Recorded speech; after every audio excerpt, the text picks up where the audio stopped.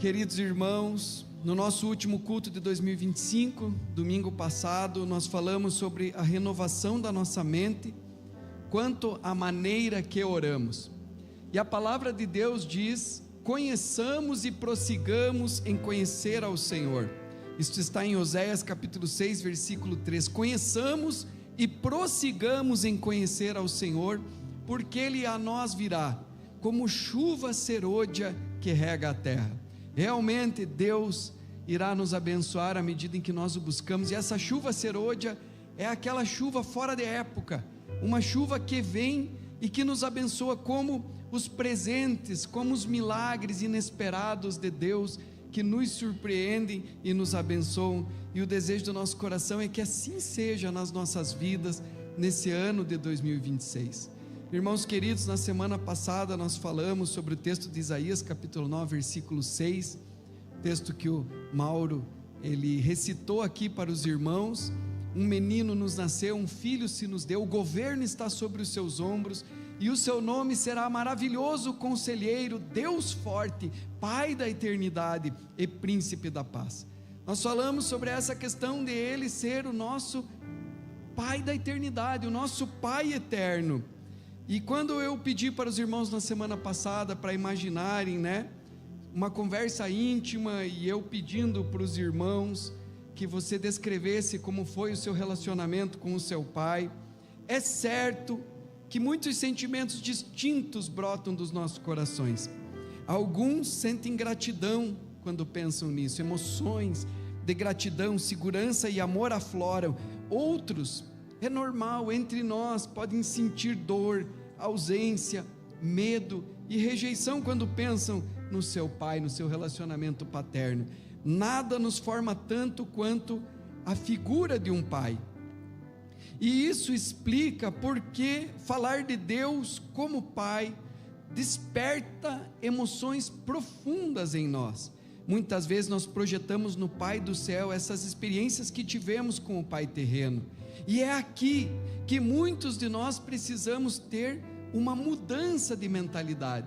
E a pergunta central do culto da semana passada foi: que tipo de pai é o Deus a quem oramos? Então nós mostramos aqui no Data Show para os irmãos que esse termo Pai eterno, ou Pai da eternidade, ele, do hebraico pai, é ave, que significa, do original hebraico, a palavra pai, ave, pai, fonte, protetor, provedor, e ad, que é eterno, para sempre, fonte eterna que nunca falha. Então nós temos um Deus que não nos desampara, que não nos abandona, mas um Deus que permanece. E nós lemos o texto de Hebreus capítulo 13, do versículo 5 ao 6, que diz assim: que a vida de vocês seja isenta de avareza. A Bíblia também diz que a avareza é idolatria, quando uma pessoa faz do dinheiro o fim último da sua vida, a razão da sua felicidade.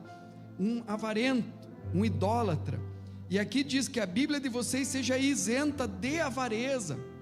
Contentem-se com as coisas que vocês têm, porque Deus disse: de maneira alguma deixarei você, nunca jamais o abandonarei. Ele está dizendo: eu sou o Senhor. Existe um outro Deus que é Mamon, que é um ídolo e que compete muito, disputa muito com o Senhor nosso Deus, mas Ele está dizendo: eu sou o Pai de vocês, eu sou o provedor, eu sou o protetor, eu sou quem dá todas as coisas a vocês. E aqui o texto continua dizendo assim: de maneira alguma deixarei você, nunca, jamais o abandonarei.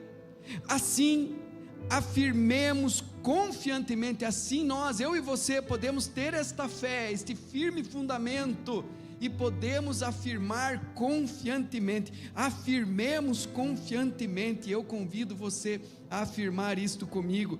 Diga comigo: o Senhor é o meu auxílio, não temerei. O que é que alguém pode me fazer? Aleluia, porque o Senhor nosso Deus é o nosso Pai. Também na semana passada aprendemos que Deus é um Pai que perdoa. Talvez você foi criado dentro de um lar onde havia um pai abusivo, rígido, que não perdoava, que não deixava passar nada. A palavra do Senhor nosso Deus diz que o nosso Deus é justo e que Ele não ignora o pecado, mas Ele paga o preço pelo pecado. No mundo antigo, perdão custava algo, e o pai absorvia a vergonha, o pecado do filho publicamente. Os paizinhos ofereciam sacrifícios pelo pecado dos seus filhos. Jesus fez isso na cruz do Calvário. A Bíblia diz que Deus amou o mundo de tal maneira, o nosso Pai Celestial amou o mundo de tal maneira que deu seu Filho unigênito, para que todo aquele que nele crê não pereça, mas tenha a vida eterna. Deus é um Pai que corre em nossa direção. Nesse momento nós lembramos da parábola do filho pródigo, a parábola contada por Jesus sobre aquele filho que se afasta do pai, gasta tudo que tem, desperdiça, vivendo a vida distante da vontade e da presença do pai. E quando o pai vê esse filho arrependido, vindo ainda ao longe, o pai corre na direção do filho. Homens dignificados não corriam naquela cultura, era humilhante, mas esse pai correu. E por que ele correu? Para amar, sim. Para perdoar, sim. Mas mais do que isso, ele correu porque ele queria chegar ao filho primeiro. Porque o filho estava voltando e ele estava vindo com culpa. E ele se parecia com o mundo. Ele se parecia com o pecado. Ele parecia indigno. E o que o pai fez? O pai correu na sua direção e colocou roupas novas no filho, porque o pai queria cobrir o pecado do filho. Porque o pai correu na direção do filho, não apenas para amá-lo, não apenas para perdoá-lo, mas para restaurá-lo publicamente, antes que qualquer outra voz pudesse definir o filho. O pai correu na direção daquele filho. O pai correu na direção da vergonha. O pai correu em direção ao filho que quebrou o coração do pai. Esse é o Pai eterno a quem oramos. É a esse Pai eterno, Pai celestial, que você faz as suas orações.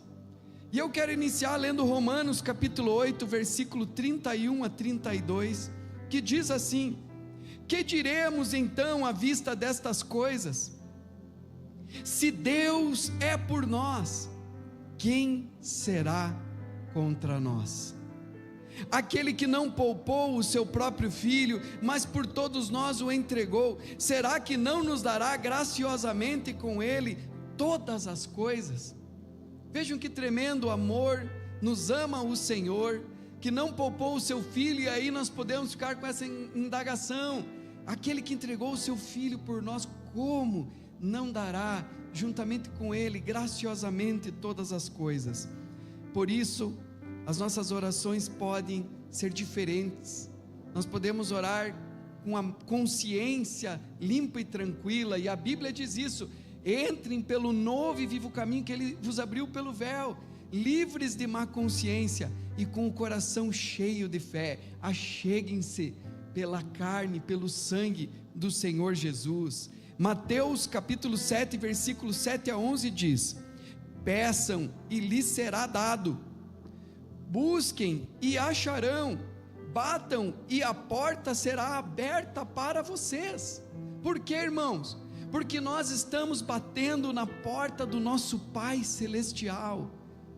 Nós estamos pedindo ao nosso Pai Celestial, nós estamos buscando do nosso Papai, do nosso Abba Celestial. E o texto continua no versículo 8 assim: pois todo o que pede recebe, o que busca encontra, e a quem bate a porta será aberta. Ou quem de vocês, se o filho pedir pão, lhe dará uma pedra? Ou se lhe pedir peixe, lhe dará uma cobra? Ora, se vocês que são maus sabem dar boas coisas aos seus filhos, quanto mais o Pai de vocês que está nos céus dará boas coisas aos que lhe pedirem. Aleluia! Deus, o nosso Pai, nos dá boas coisas, irmãos. Nosso Pai eterno é o Criador dos céus e da terra, e quando Ele criou o mundo, Ele olhou para a sua criação e Ele disse: é bom, é muito bom. Deus cria boas coisas. As coisas feitas por Deus não são subdivididas em classe A, classe B, classe C, classe C menos. Não, meus irmãos, como a gente vê hoje, né, Golden, Prêmio e etc. Não, tudo que Deus criou é A, tudo que Deus criou é top, tudo que Deus criou é bom demais. Depois do pecado, a terra começou a produzir cardos, espinhos e abrolhos por causa da influência do mal, da influência do pecado, mas Deus é bom, puro e santo. E hoje, quando nós oramos e pedimos: Senhor, me dê coisas boas, você pode pedir, e às vezes Deus vai usar alguém para construir, para fazer, para trabalhar e edificar algo, alguma coisa boa para você.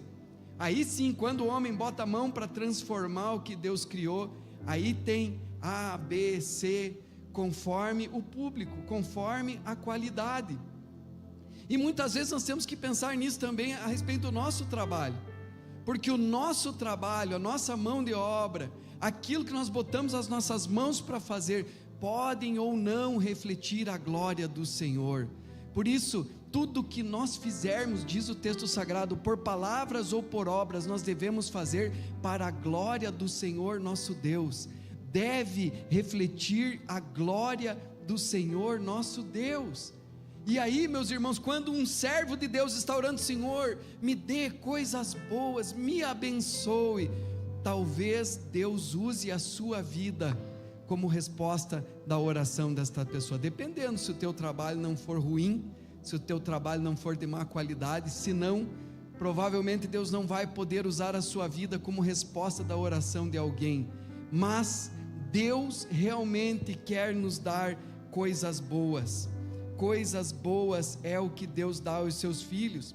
E é aí que nós temos que renovar a nossa mente, porque no texto que nós lemos no início, nós percebemos que devemos ter contentamento com o que temos. Porém, Deus diz que quer nos dar e nos dá coisas boas, dá coisas boas aos que lhe o pedirem.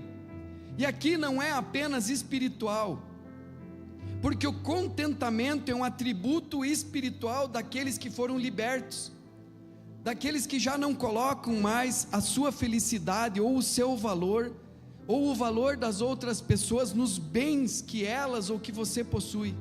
Contentamento, no entanto, não é a mesma coisa do que conformismo ou comodismo, visto que, como o apóstolo Paulo mesmo ensinou, né, irmãos, nós podemos saber estarmos contentes em toda e qualquer situação.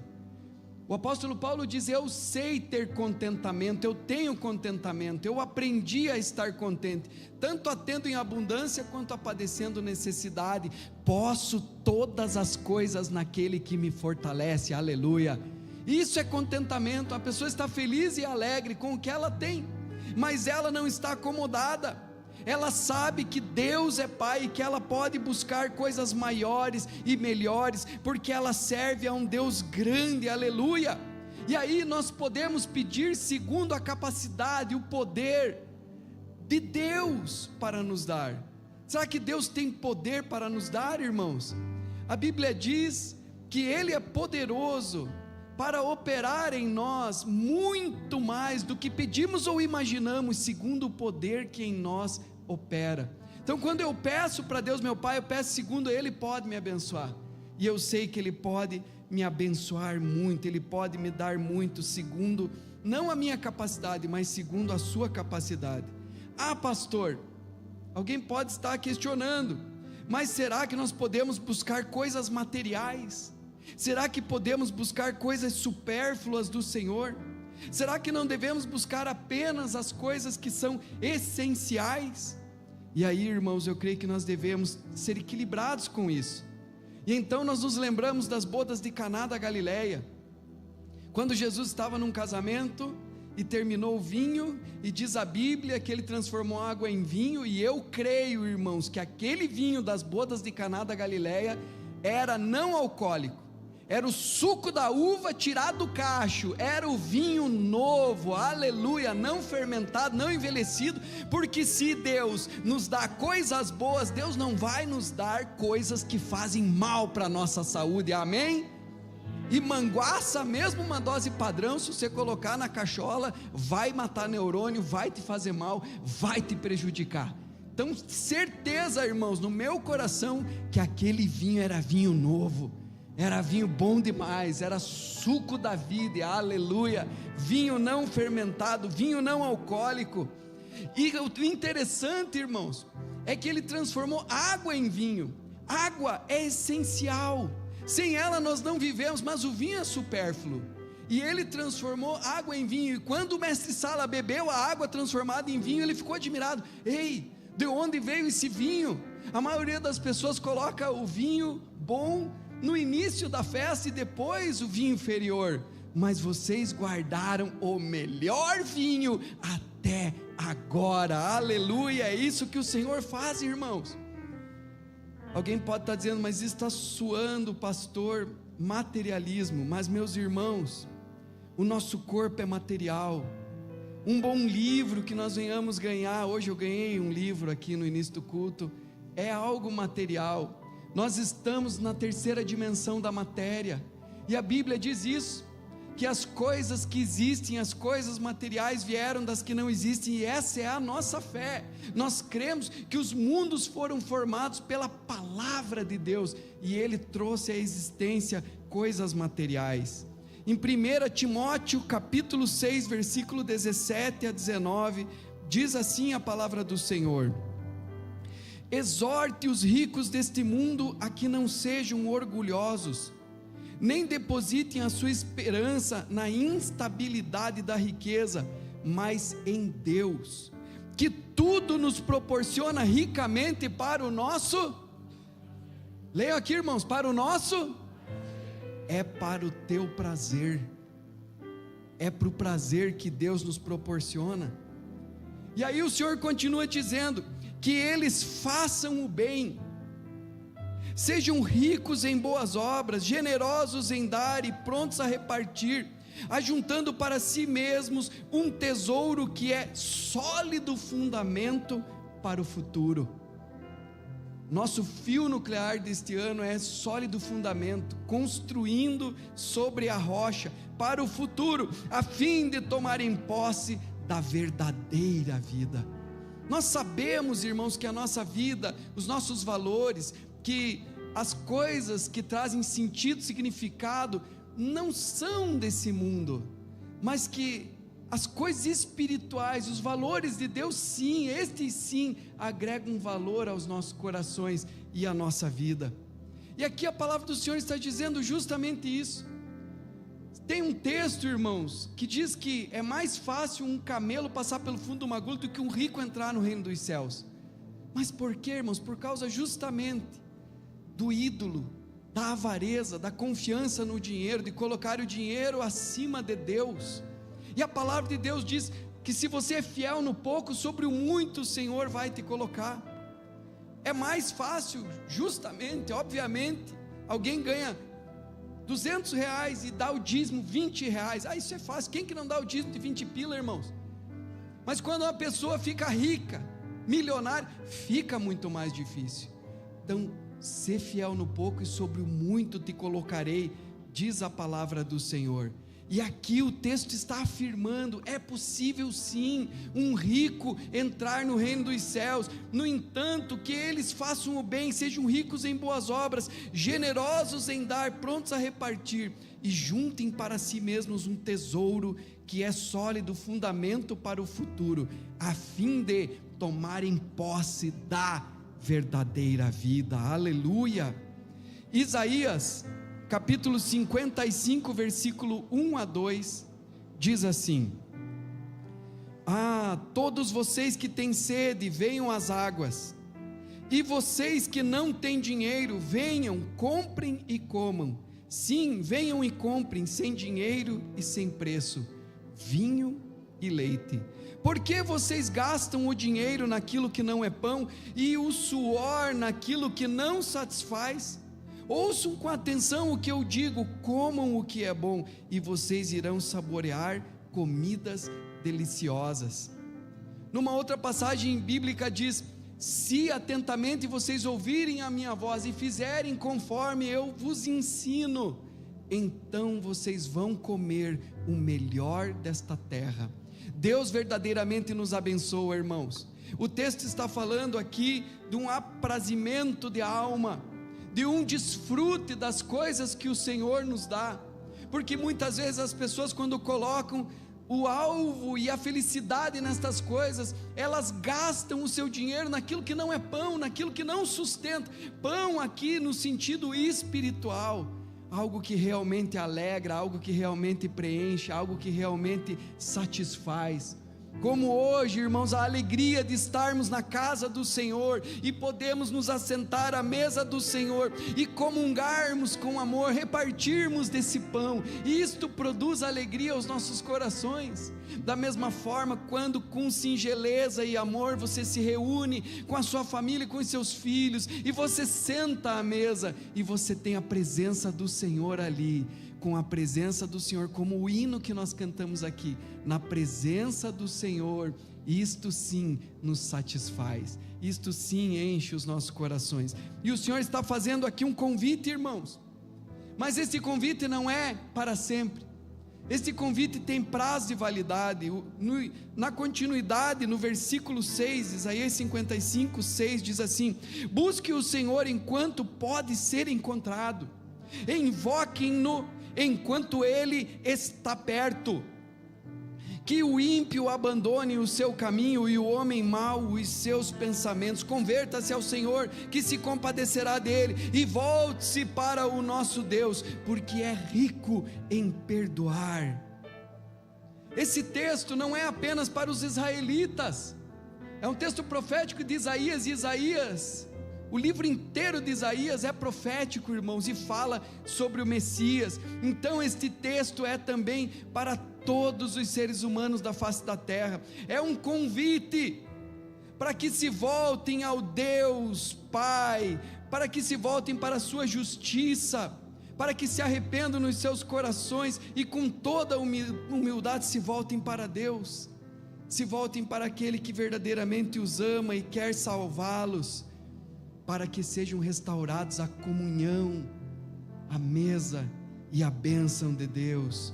Ó vós todos que tendes sede, a sede por Deus e pela sua justiça, pela salvação, é uma condição espiritual para o perdão de Deus e para a comunhão com Deus. Nós devemos nos arrepender dos nossos pecados e aproximarmos-nos de Deus pela fé. Devemos buscar a Deus enquanto esta palavra está vigorando, enquanto podemos achá-lo, porque o tempo de receber a salvação é aqui agora, meus irmãos. A Bíblia diz: se hoje ouvires a voz do Senhor, não endureçam os seus corações, como fez o povo de Israel no deserto, que por 40 anos foram desobedientes, de dura serviço, e não ouviram a voz daquele que os conduzia, daquele que os amava, mas não queriam praticar os seus conselhos, a sua palavra. Chegará o dia em que ele não mais será achado.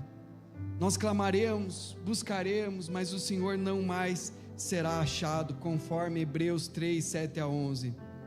Podemos pedir a Deus para que nos cure quando nós ficamos doentes.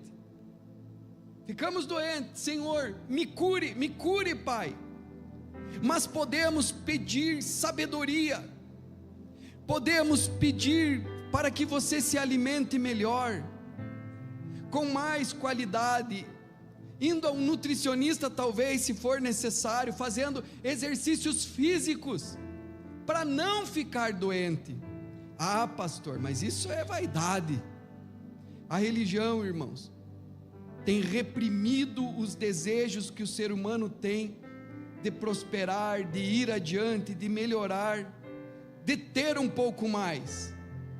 3 João capítulo 1 versículo 2, esse texto eu quero ler na Ara, ao meio da Revista Atualizada, que é uma das mais tradicionais.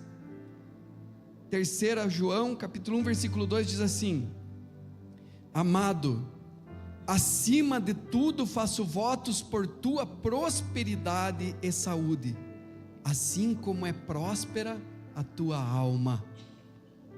Irmãos, Deus não quer apenas que a tua alma espiritualmente seja próspera e abençoada, Ele quer que você seja próspero em tudo, e que tenha saúde também, assim como é próspera a tua alma. Esse termo, essa palavra, prosperidade, foi demonizada pela religião, e muitas vezes parece até proibido falar em prosperidade na igreja, mas prosperidade é de Deus. Diga para o irmão aí do lado: prosperidade é de Deus, irmão. Glória a Deus. Prosperidade com contentamento é muito de Deus, aleluia. Muitos querem crescer, e isso é bom. Muitos, se crescerem, vão gerar mais empregos, e isso é de Deus, amém, irmãos? Muitos, se crescerem, vão se tornar profissionais que fazem coisas que refletem mais a glória de Deus, e por isso o seu produto será valorizado e procurado, e isso é bom, porque é para a glória de Deus, aleluia. A sua prosperidade glorifica a Deus também, irmão. Não faz sentido nós orarmos, por exemplo: Senhor, nos dê de acordo com o salário que ganhamos. Isso não faz sentido, irmãos. Senhor, me abençoe conforme o meu salário aqui, Pai. Porque daí não precisava nem orar, irmão, já é conforme o teu salário, conforme a tua capacidade. O ponto de equilíbrio é pedir de acordo com o que Ele tem, com o potencial que Deus tem de te abençoar, mas nunca gastar mais do que Ele manda para você. Aí você vai ser abençoado, livre de dívidas. Muitas pessoas fazem o contrário: Senhor, me abençoe, e sai gastando. Diga misericórdia, irmão. Isso é maravilhoso, irmãos, porque você não deixa de sonhar, você tem contentamento com o que tem, e não gasta mais do que está recebendo, não está se endividando, não está fazendo aquilo que Deus manda nós não fazermos, porque a Bíblia diz claramente: não fique devendo nada a ninguém, exceto o amor, que é uma lei, que é uma dívida nossa para com Deus e para com o próximo. E então os teus sonhos não devem ser restritos ao que você ganha, amém, irmãos? Porque você serve a um Deus grande, a um Deus Pai, Todo-Poderoso, Criador dos céus e da terra. Então não restringe os teus sonhos ao que você ganha. Sonhe mais alto, queira crescer, queira melhorar. Não tire esse hábito de sonhar dos teus filhos, porque eles são muito sonhadores, e às vezes a gente começa a tirar esse hábito de sonhar dos nossos filhos. Tem que falar dos sonhos com os filhos, fale dos sonhos com eles, não reprima os sonhos deles. Às vezes a criança vem: ah, pai, eu quero ser astronauta. É, filho, que legal. Filho, quando você chegar na lua, traga lá um pouco de poeira da lua para o pai ver como é que é aqui. Aleluia. É possível, irmãos, quem crê? Sim ou não? Não tem um cara que saiu da favela aqui do Rio de Janeiro e virou astronauta, irmãos? Tem um cara aqui no Brasil, um brasileiro aí, que virou astronauta. E aí, meus irmãos, às vezes a gente fica reprimindo os filhos: não pode, porque nós não temos. Não, isso aí você não pode, porque a gente não tem. Filho, apesar de não termos, que você pode, aleluia, glória a Deus, irmãos. E é aí, irmãos, que nós precisamos de sabedoria. Hoje, assim como no domingo passado, se trata de libertar a nossa consciência, porque é a nossa consciência que nos limita. Sabe qual é a única coisa que deve te limitar realmente? A única coisa que deve nos limitar são os princípios e os valores inegociáveis do reino de Deus. Isso verdadeiramente deve nos limitar, colocar limites nas nossas vidas. Um bom pai põe limites nos seus filhos. E os valores e princípios inegociáveis do reino devem nos limitar. Mas o que tira a sua liberdade, o que está te limitando? Talvez sejam os paradigmas, talvez sejam as crenças, os traumas emocionais, os preconceitos que você adquiriu ao longo da vida, e você tem que se livrar disso, meu irmão, porque é a consciência, a nossa consciência, no final das contas, que nos dá permissão de fazermos. Se você crê que vai ser um campeão, você tem que primeiro desenvolver uma consciência de campeão. Se você crê que você pode ir além, você tem que desenvolver uma consciência livre de que você pode ir além e dar permissão para isso, crendo em Deus e sonhando os sonhos de Deus.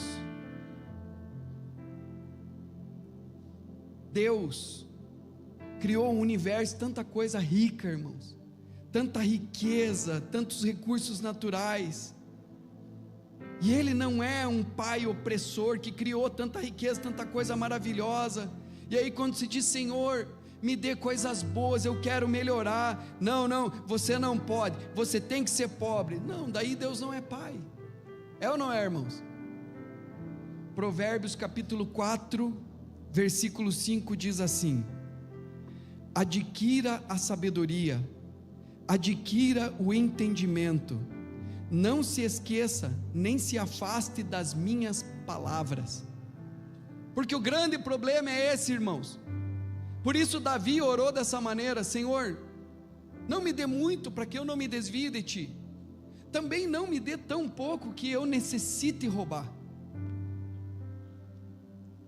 Eu sei que tu me sondas, tu conheces o meu coração. Deus conhece o nosso coração, irmãos, e Deus vai nos dar coisas boas segundo o nosso coração. Adquire sabedoria, adquire o entendimento, não se esqueças, nem se afaste das minhas palavras. Seja fiel no pouco, Deus te colocará sobre o muito. Não abandone a sabedoria, e ela o guardará, ela guardará você. Ame-a e ela o protegerá. O princípio da sabedoria é: adquira a sabedoria. Esse é o princípio da sabedoria. A sabedoria tem que ser adquirida. Adquira sabedoria, valorize a sabedoria, adquira o entendimento, e ela o exaltará. Se você a abraçar, abrace a sabedoria, ela o honrará. Ela porá um diadema de graça em sua cabeça e lhe entregará uma coroa de glória. Sabedoria é algo que nós precisamos adquirir, que nós precisamos inclusive comprar. Jesus com 12 anos já era sábio. Você quer ter filhos sábios, irmãos? Filhinhos pequenininhos com 12 anos que já sabem sobre a vida, já projetam um futuro, já sabem inclusive lidar com dinheiro. Que nós como pais sejamos abençoados por Deus, para que possamos criar filhos sábios em todas as áreas. Há pessoas que pela fé conseguem bens, mas por falta de sabedoria têm perdido tudo. Por isso ser rico não é a garantia de não voltar a ser pobre. E aí nós precisamos de sabedoria, irmãos. Davi criou um filho, e tudo que ele pôde, ele ensinou a esse filho: seja homem, seja íntegro, obedeça a Deus, honre a Deus. E um dia, quando Salomão começou a governar, Deus apareceu em sonho para Salomão e disse a Salomão: me peça o que você quiser e eu vou te dar. E Salomão orou: Senhor, me dê sabedoria e entendimento para eu discernir entre o bem e o mal, para que eu saiba me conduzir diante desse numeroso povo que o Senhor me pôs para governar. 1 Reis capítulo 3 versículo 10 diz assim: e estas palavras agradaram ao Senhor por haver Salomão pedido tal coisa, e Deus lhe disse: já que você pediu isso e não me pediu longevidade, nem riquezas, nem a morte dos seus inimigos, mas pediu entendimento para discernir o que é justo, eis que farei como você pediu, Ele dou um coração sábio e inteligente, de maneira que antes de você nunca houve ninguém igual a você, nem haverá depois de você. Também lhe dou o que você não me pediu, tanto riquezas como glória, de modo que entre os reis não haverá ninguém semelhante a você durante os dias de sua vida. Se você andar nos meus caminhos e guardar os meus estatutos e os meus mandamentos, como fez Davi seu pai, eu prolongarei os seus dias. Aleluia. Provérbios 3:9, irmãos, nos mostra como Deus quer que nós tenhamos recursos, bens e renda. Diz assim: honre o Senhor com os seus bens e com as primícias de toda a sua renda. Se o Senhor não quisesse que você tivesse bens, não quisesse que você tivesse renda, por que Ele pediria para você honrá-lo com estas coisas? Lucas, capítulo 6, versículo 46 e 49, é o nosso fio nuclear do ano de 2026, irmãos, e é interessante porque é uma continuidade, porque o texto diz assim: porque vocês me chamam Senhor, Senhor, e não fazem o que vos mando. O nosso fio nuclear de 2025 era Jesus, o Senhor da minha vida. Por que vocês me chamam Senhor, Senhor, e não fazem o que eu vos mando? Essa é a sabedoria, irmãos, não apenas ter conhecimento, saber, mas praticar. E é aí que muitas vezes nós falhamos. Nós queremos mágica, nós queremos vir na igreja e tomar um banho de sol da bênção e sair abençoado, e não praticarmos aquilo que verdadeiramente nos abençoa, o conselho do Senhor. E o texto continua dizendo assim no versículo 47: eu vou mostrar a vocês a quem é semelhante todo aquele que vem a mim e ouve as minhas palavras e as pratica. Esse é semelhante a um homem que construiu uma casa, cavou, abriu profunda vala e lançou o alicerce sobre a rocha. Edificando, construindo sobre a rocha. Um homem sábio, sabedoria, o desejo de ouvir a palavra e colocar a palavra em prática, primeiro, para agradar a Deus, por amor a Deus, e segundo, irmãos, porque é sabedoria. E você diz: Senhor, como que é, Pai? É assim, eu vou agir assim na minha vida, eu vou agir assim, conforme o conselho de Deus, aqui no meu casamento, nas minhas finanças, com o meu dinheiro, com a minha renda, com a minha vida, com os meus relacionamentos, com tudo, eu vou agir assim, dessa maneira. Isso mostra amor a Deus, irmãos, e isso é edificar a casa sobre a rocha.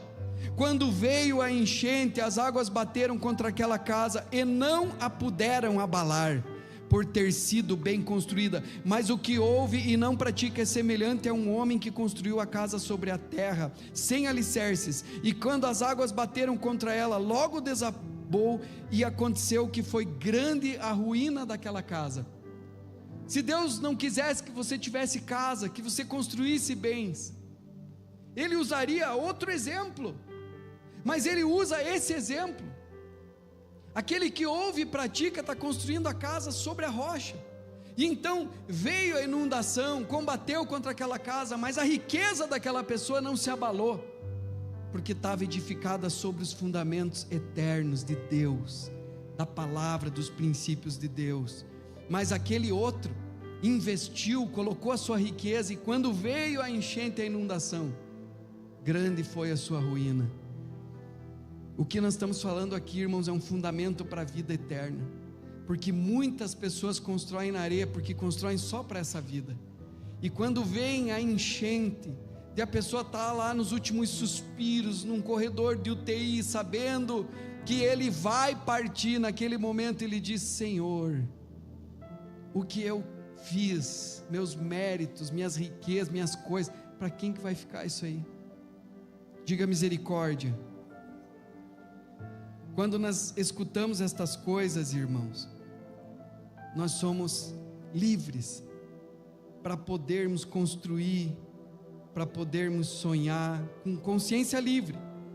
Quando escutamos estas coisas, podemos pensar assim: meu Deus, quanto tempo eu perdi, por que eu não escutei antes? ou pode nos dar uma luta interna, mas isso é materialismo, e é compreensível. Essa luta, irmãos, eu também tive que vencer no meu coração, para que eu pudesse crer, e buscar coisas maiores e melhores na minha vida. Nós precisamos sonhar. Por que não podemos sonhar com uma casa para os nossos filhos? Isso não é mesquinho, isso é algo natural. Qual pai não deseja coisas boas para os seus filhos, uma casa melhor para os seus filhos, melhores condições para os seus filhos? O nosso próprio Pai Celestial diz: eu vou construir para vocês morada, para que onde eu estiver, vocês estejam lá juntamente comigo, mansões celestiais, aleluia. E se Ele está preparando para nós casa lá, por que não vai nos dar casa aqui, irmãos?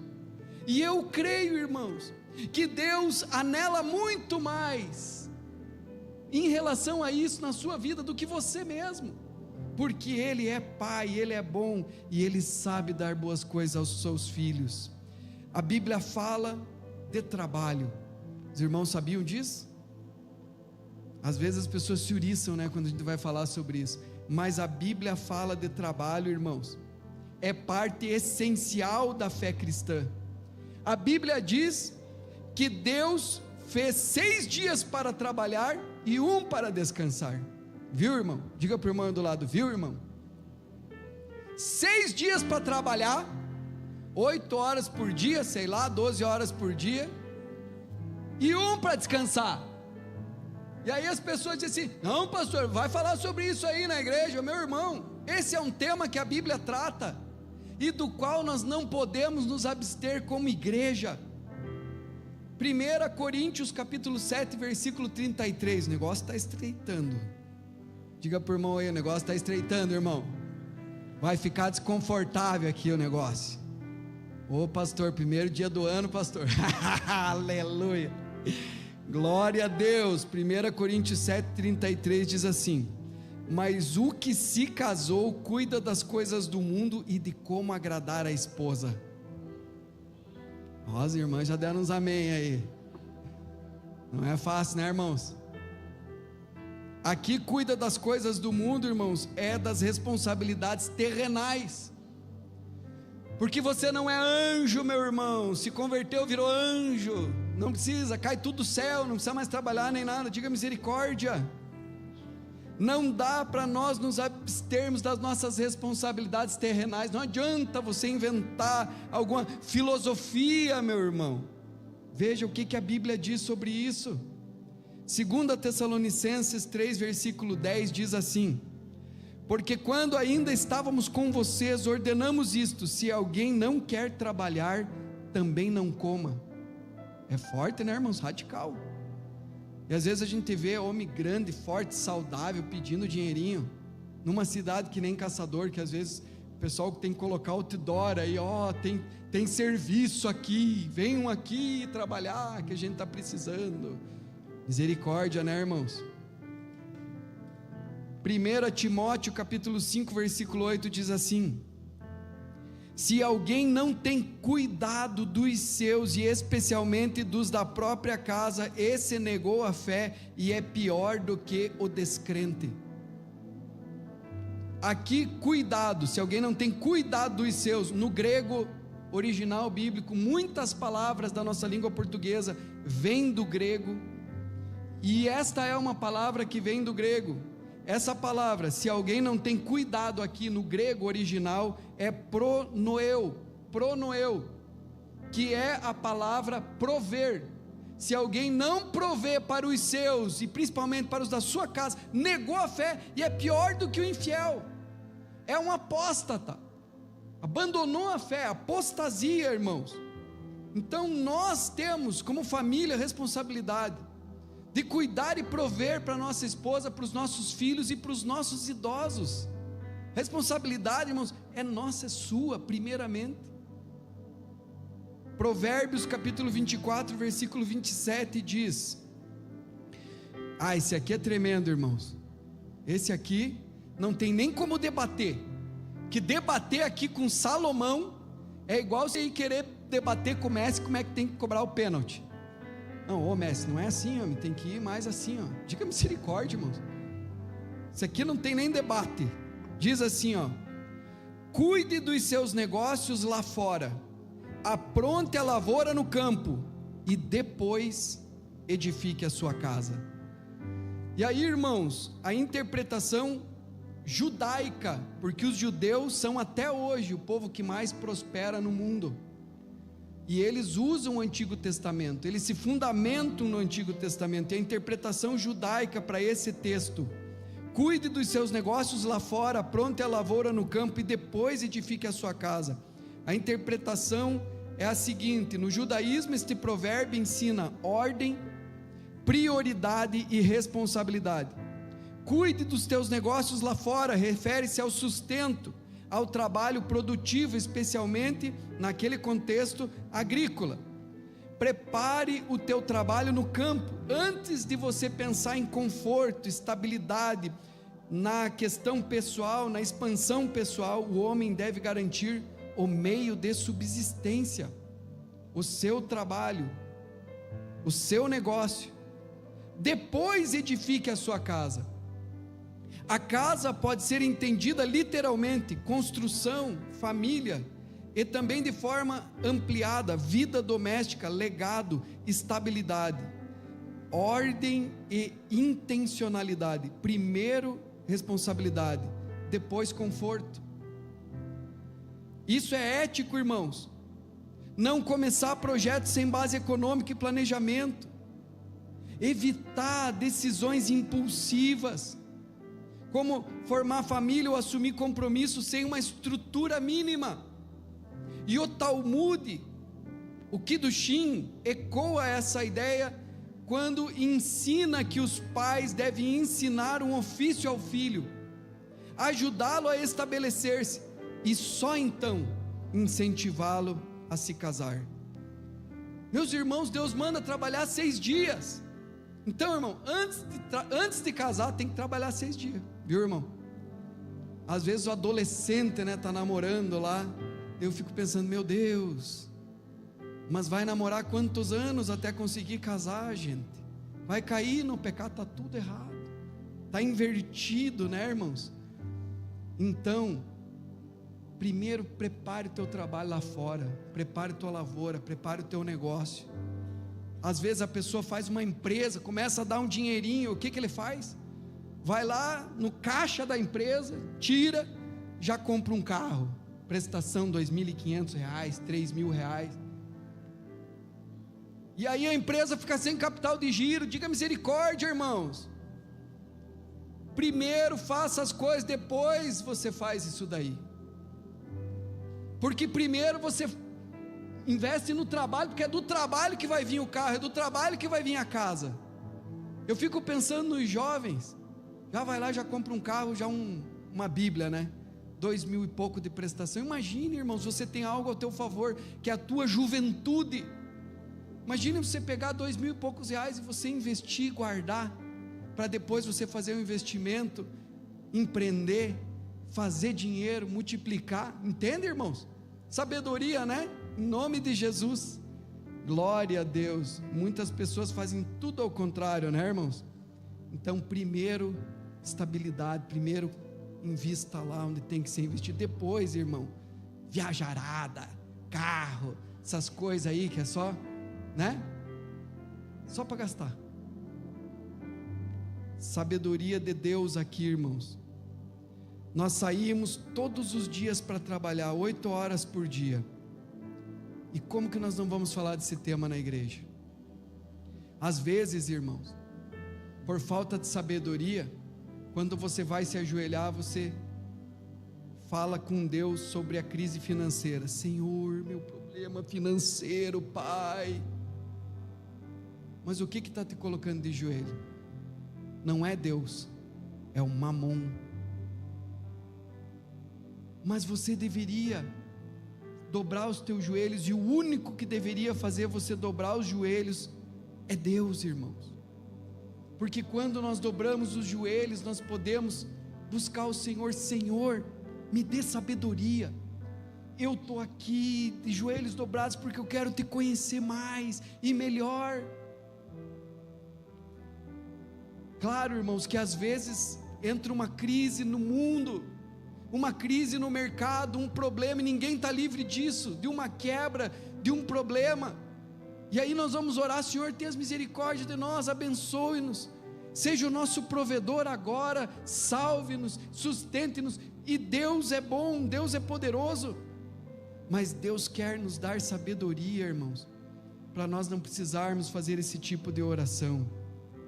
Provérbios capítulo 23, versículo 23 diz: compre a verdade e não a venda, compre a sabedoria, a instrução e o entendimento.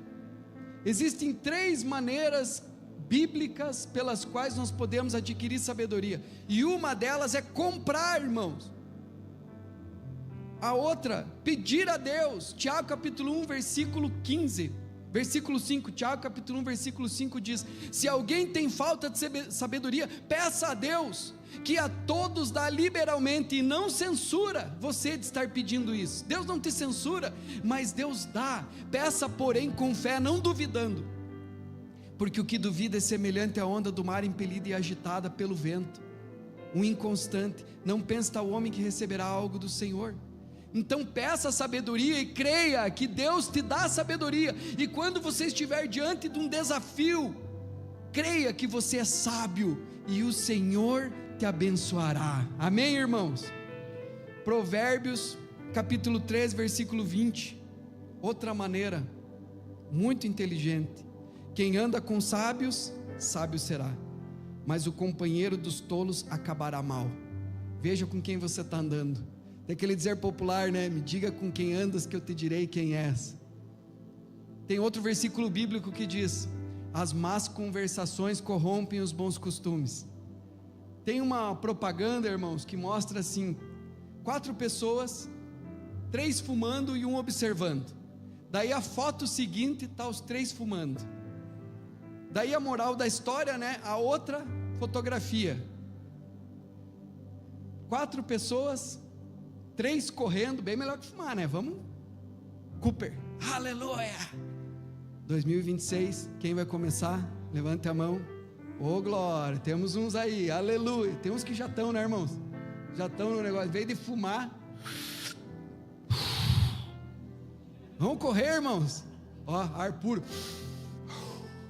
Aleluia, Jesus, glória a Deus. Cuidar do templo. E aí 3 correndo, 1 observando. Na foto seguinte os 3 estão correndo, irmãos. A sabedoria, os 4, a sabedoria é a mesma coisa. Na segunda foto você estará junto com eles. Quem anda com sábio, sábio será, mas o companheiro dos tolos acabará mal. Provérbios 24, 3 e 4 diz assim: com a sabedoria se constrói a casa, e com a inteligência ela se firma. Pelo conhecimento os seus cômodos se encherão de todo tipo de bens preciosos e agradáveis.